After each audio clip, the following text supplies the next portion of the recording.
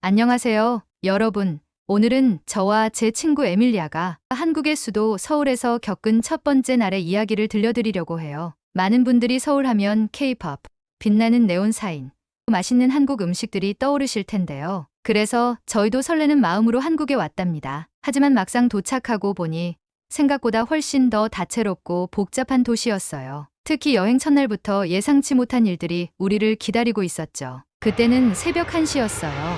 13시간의 긴 비행 끝에 인천공항에 도착한 저와 에밀리아는 피곤함에 지쳐 있었지만 마음만큼은 들떠 있었답니다. 도착하자마자 창문 너머로 보이는 공항 내부가 정말 깨끗하고 넓어서 와, 한국의 첫인상이 정말 좋다 라고 생각했어요. 특히 한국 공항의 규모와 세련된 시설에 감탄했죠. 그런데 우리의 첫 번째 난관은 의외의 곳에서 찾아왔답니다. 한국 돈이 전혀 없던 저희는 입국 심사 후 곧바로 공항에 있는 ATM으로 달려갔어요. 하지만 이 ATM 기계가 제대로 작동하지 않더군요. 사실 ATM은 크게 문제가 없어 보였어요. 그런데 메뉴 화면에 한국어만 나오는 거예요. 한국이 이렇게 세계적인 나라인데 영어 메뉴 하나쯤은 있겠지 하고 계속 버튼을 눌러봤지만 소용이 없었어요. 결국 당황한 채로 다른 ATM을 찾아서 계속 시도해봤지만 카드 오류 메시지만 반복적으로 떴답니다. 어떻게 된 거지? 카드에 문제가 있는 건가? 아니면 우리가 뭔가를 잘못 누른 건가?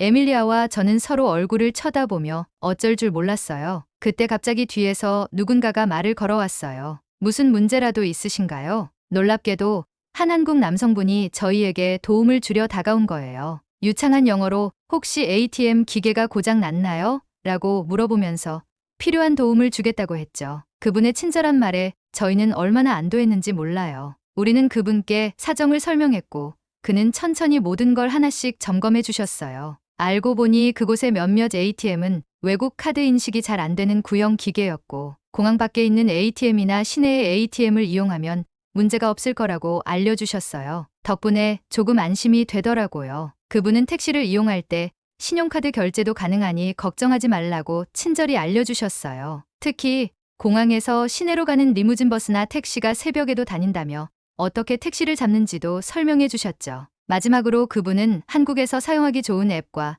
여행 팁도 친절하게 알려주셨고 저희는 진심으로 감사의 인사를 전했어요. 드디어 우리는 택시를 타고 호텔로 향했습니다. 그런데 택시에 올라서자마자 창밖으로 보이는 서울의 야경에 또 한 번 놀라게 되었어요. 아직도 밤인데 도시가 온통 밝게 빛나고 있었거든요. 고층 빌딩마다 형형색색의 네온 불빛이 가득하고 도로 곳곳에서 보이는 간판들이 정말 화려했어요. 와, 여기가 진짜 서울이구나 라는 생각이 들면서 눈앞에 펼쳐진 서울의 풍경에 감탄이 절로 나왔답니다. 우리가 흔히 유튜브나 SNS에서 보던 모습 그대로였어요. 아니, 실제로 보니 그보다 훨씬 더 웅장하고 아름다웠죠. 택시 요금이 생각보다 꽤 나가더군요. 밤늦은 시간이라 택시 요금이 조금 더 비싼 것 같았어요. 이러면 앞으로 열흘 동안 서울을 여행하는데 교통비가 꽤나 들겠구나 하는 생각이 들더라고요. 그래서 앞으로는 택시보다는 대중교통을 최대한 이용하기로 결심했어요. 한국의 지하철이 아주 깨끗하고 편리하다고 소문을 많이 들어서 기대가 됐어요. 호텔에 도착해 체크인을 마치고 방에 들어갔을 때는 이미 새벽 3시가 넘은 시간이었어요. 긴 비행과 예상치 못한 ATM 문제까지 겹쳐서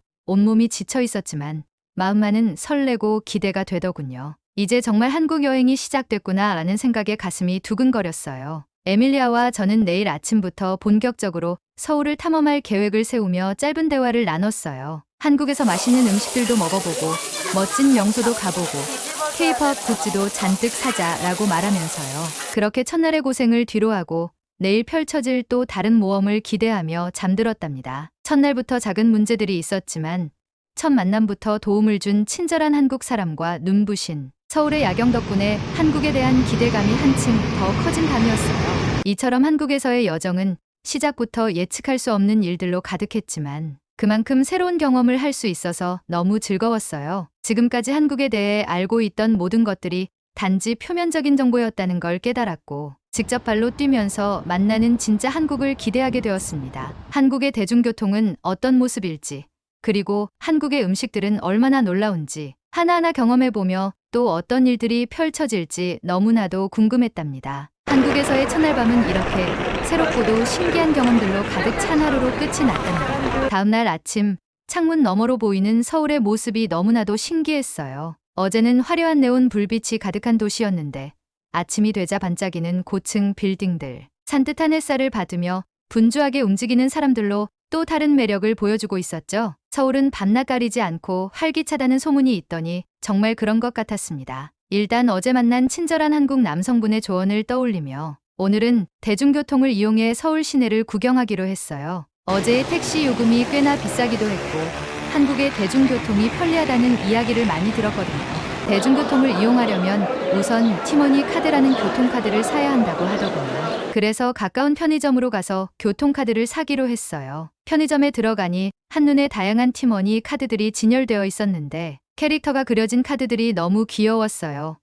마치 한국의 특색을 담은 아기자기한 소품 같아서 단순히 교통카드라기보다는 기념품을 고르는 기분이 들더군요. 에밀리아와 저는 귀여운 곰 캐릭터가 그려진 카드를 골랐습니다. 에밀리아는 이런 귀여운 교통카드가 있다니 정말 한국답다라며 감탄하더라고요. 가격도 합리적이었고 앞으로 서울에서 여행하는 동안 계속 사용할 수 있어서 기분이 좋았습니다. 이제 교통카드를 충전해야 했어요. 처음엔 충전 방법을 몰라서 약간 헤맸지만 친절한 편의점 점원분이 직접 충전기를 사용해 카드에 10,000원 정도 충전해 주셨어요. 한국어로만 되어 있는 기계가 많아서 순간 당황했지만 곧 익숙해졌죠. 카드를 충전한 뒤 지하철역으로 향했어요. 한국의 지하철이 깨끗하고 정시 운행을 잘한다는 이야기를 들었기에 어떤 모습일지 기대가 많이 되었습니다. 지하철역에 도착하니 처음에는 조금 복잡하게 느껴졌어요. 지하철 노선도는 꽤 넓고 다양한 라인들이 교차해서 움직이는 도시라 한눈에 이해하기 어려웠죠. 하지만 곳곳에 영어로 된 안내문과 표지판이 있어서 큰 어려움 없이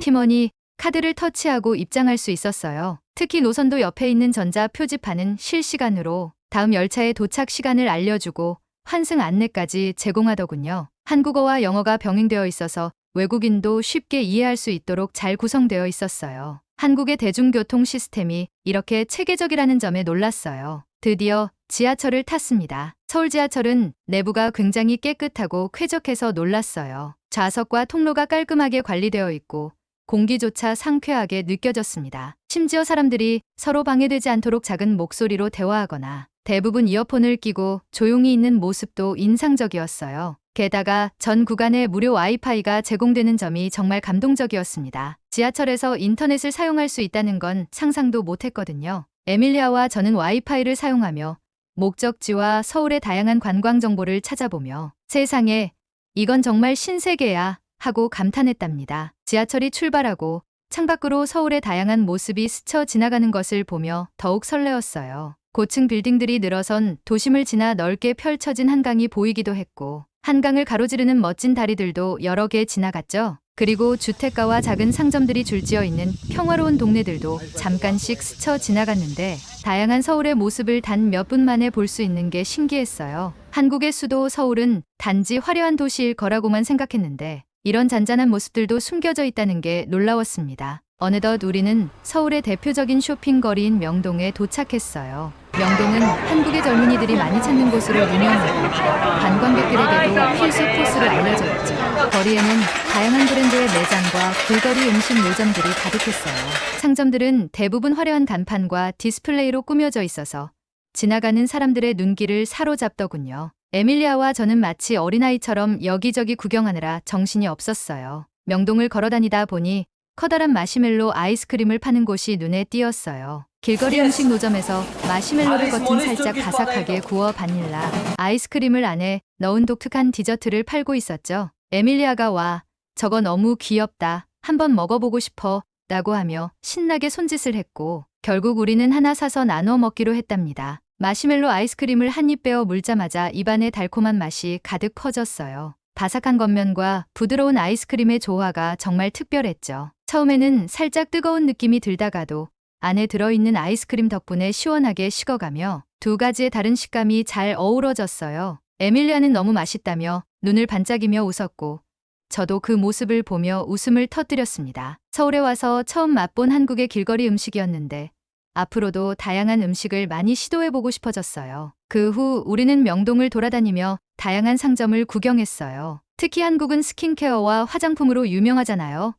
명동 거리에는 크고 작은 화장품 매장들이 정말 많아서 어딜 가도 화장품을 쉽게 접할 수 있었어요. 심지어 거리 한가운데에도 샘플을 나눠주는 직원들이 있어서 사람들이 자유롭게 테스트해 볼 수 있었습니다. 에밀리아는 한국의 스킨케어 제품에 대해 관심이 많아서 이런 곳이 너무 마음에 든다고 했어요. 또 한 가지 재미있었던 것은 한국 사람들은 사진을 찍는 걸 정말 좋아하는 것 같았어요. 거리 곳곳에 사진 부스가 있었고 사람들이 사진을 찍고 기념품처럼 가져가는 모습이 인상적이었죠. 저희도 호기심에 한번 해보기로 했답니다. 작은 부스에 들어가서 귀여운 소품을 사용해 다양한 포즈를 취하고 사진이 인화되는 걸 기다리는 동안 웃음이 멈추질 않았어요. 명동에서의 첫 경험은 이렇게 예상치 못한 작은 발견들로 가득 차 있었습니다. 서울은 확실히 저희가 상상한 것 이상으로 흥미로운 곳이었어요. 대중교통 시스템부터 친절한 사람들, 그리고 거리 곳곳에 숨겨진 매력까지 한국에 대한 우리의 기대는 계속해서 커져만 갔습니다. 오늘 하루 동안 경험한 것들 덕분에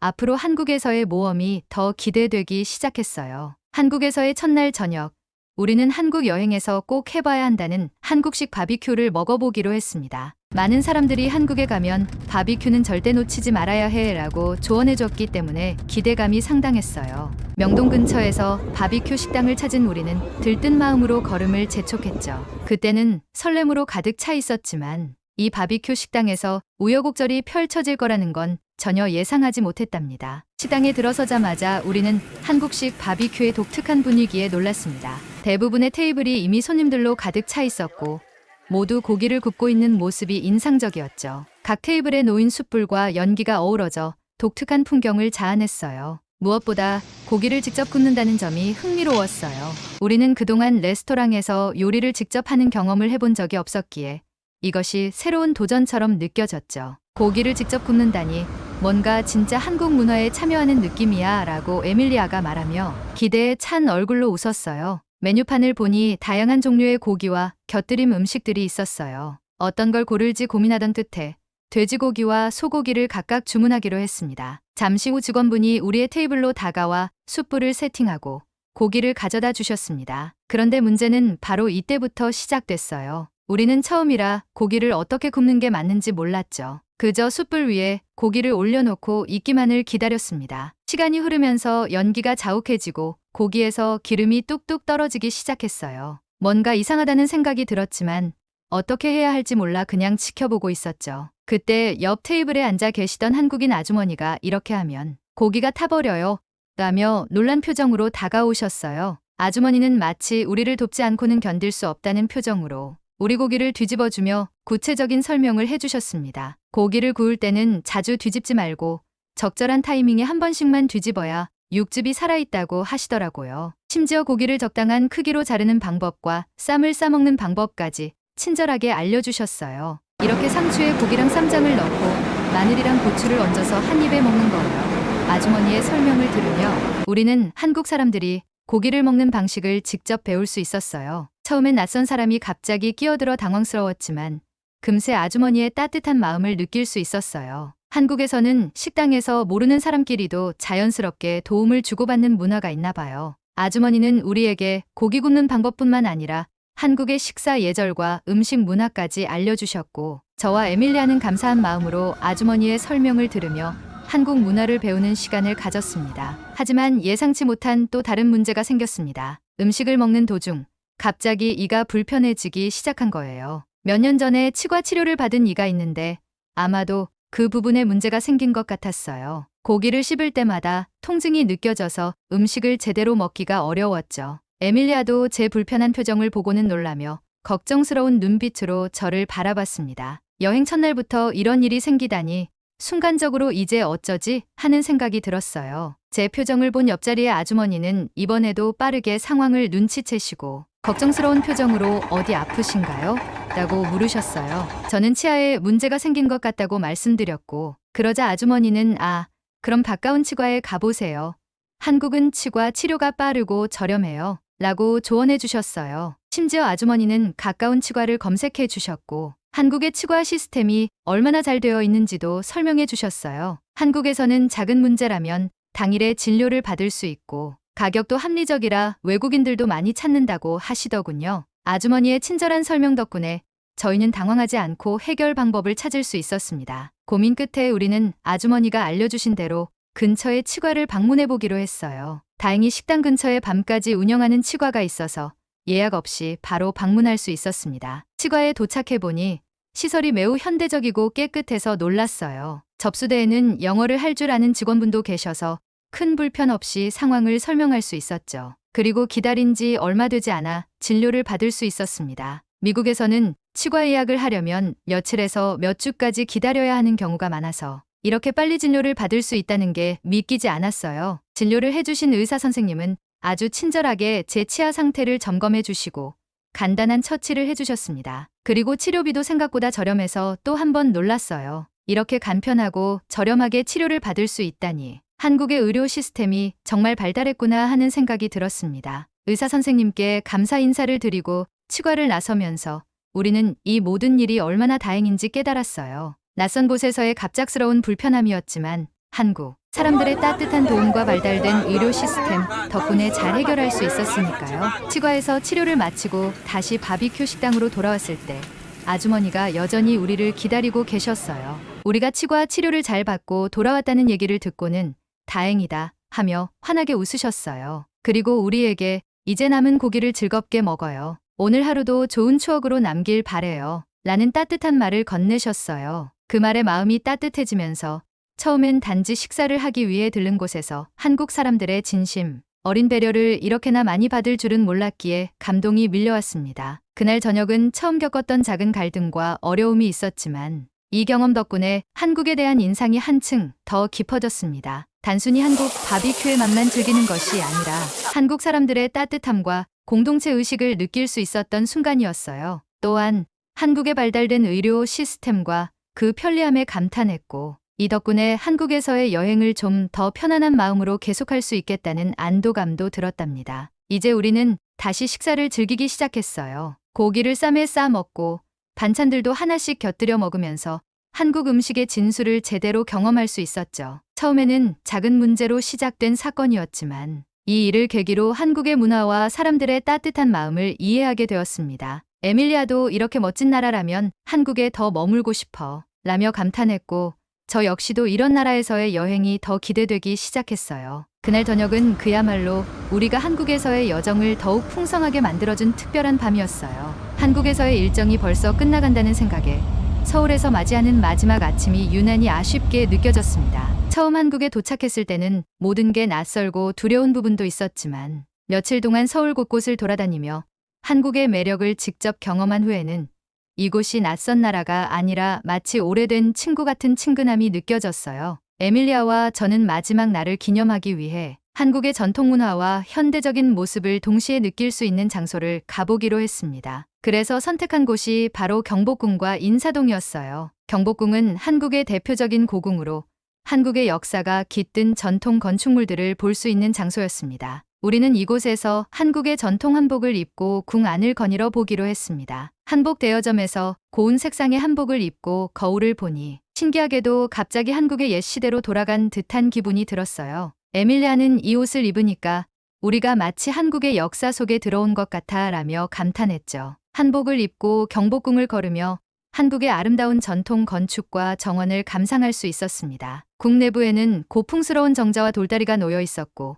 이곳에서 보는 풍경은 정말 평화롭고 아름다웠어요. 한국의 과거와 현재가 조화를 이루며 공존하는 모습이 인상적이었죠. 경복궁을 둘러본 후 인사동으로 이동해 서울의 예술적인 분위기를 느껴보기로 했습니다. 인사동은 전통 예술품과 기념품을 파는 상점들이 즐비해 있는 거리로 한국의 전통과 현대가 어우러진 곳이었어요. 이곳에서는 도자기, 전통차, 수제 액세서리 등 한국의 예술적인 소품들을 볼 수 있었죠. 무엇보다 인사동 거리를 걷다 보니 거리 한가운데에 설치된 다양한 예술작품들과 벽화들이 눈에 띄었어요. 한국은 정말 어디를 가도 예술적인 감각이 넘쳐나는 곳이라는 생각이 들었죠. 또한 한국의 전통 찻집에도 들러보기로 했습니다. 우리가 찾은 찻집은 작은 골목길에 숨겨진 듯 자리 잡고 있어서 마치 비밀스러운 공간에 들어온 기분이 들었어요. 내부는 따뜻한 나무 인테리어로 꾸며져 있고 창문 너머로 보이는 작은 정원이 정말 운치 있었습니다. 우리는 대추차와 유자차를 주문했는데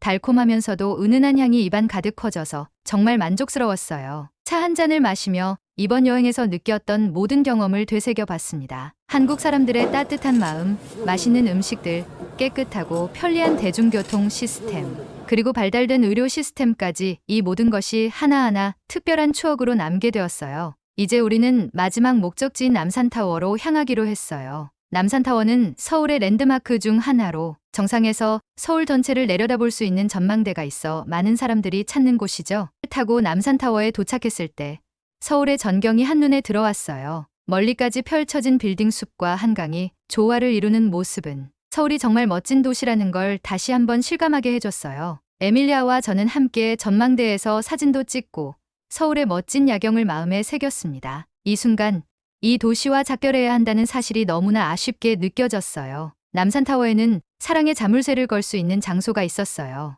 연인들이 자물쇠에 서로의 이름을 적고 영원한 사랑을 약속하며 걸어두는 공간이죠. 저와 에밀리아도 한국에서의 우정을 기념하기 위해 작은 자물쇠를 하나 사서 서로의 이름을 적고 걸어두었어요. 우리는 서로를 바라보며 언젠가 꼭 다시 한국에 오자라는 약속을 했답니다. 마지막으로 공항으로 향하는 길, 한국에서의 모든 순간들이 주마등처럼 스쳐 지나갔어요. 서울에서의 멋진 야경, 친절한 사람들, 다양한 전통 문화와 최첨단 현대 문명이 공존하는 모습까지 한국은 저희에게 잊지 못할 추억을 선물해준 나라가 되었어요. 비행기에 오르기 전 우리는 서로 웃으며 말했습니다. 한국은 단순히 여행지가 아니라 또 다른 집 같은 곳이었어. 서울과의 작별은 아쉬웠지만 이곳에서의 경험은 평생 마음속에 남아있을 거예요. 언젠가 다시 이곳을 찾아 더 많은 한국의 매력을 느껴보고 싶습니다. 여러분도 한국의 특별한 매력을 꼭 경험해 보시길 바라며 여기서 오늘의 여행 이야기를 마칩니다. 지금까지 저와 에밀리아의 한국 여행기를 시청해 주셔서 감사합니다. 좋아요와 구독 부탁드리고 다음에 또 만나요.